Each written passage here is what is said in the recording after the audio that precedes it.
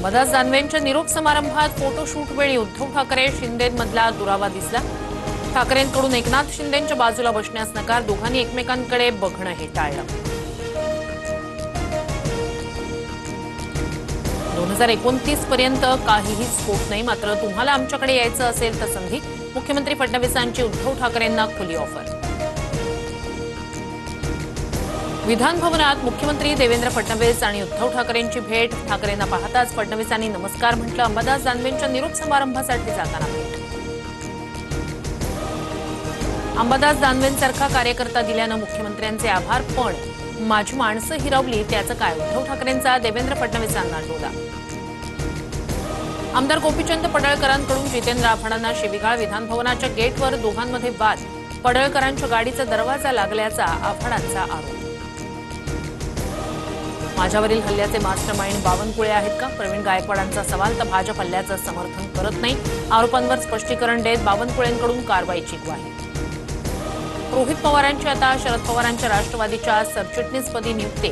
नवनिर्वाचित प्रदेशाध्यक्ष शशिकांत शिंदेंकडून नावाची घोषणा। महाराष्ट्रात कृत्रिम फुलांवर बंदी घातल्यानं फुल उत्पादक शेतकऱ्यांना दिलासा। आमदार महेश शिंदे यांच्या लक्षवेधीनंतर भरत गोगावलेंची सभागृहात घोषणा। गडचिरोलीतील अतिदुर्गम भाग असलेल्या मरकणार ते अहेरी बस सेवा सुरू। स्वातंत्र्यानंतर प्रथमच बस सेवा सुरू। मुख्यमंत्री फडणवीसांची ट्विट करत माहिती।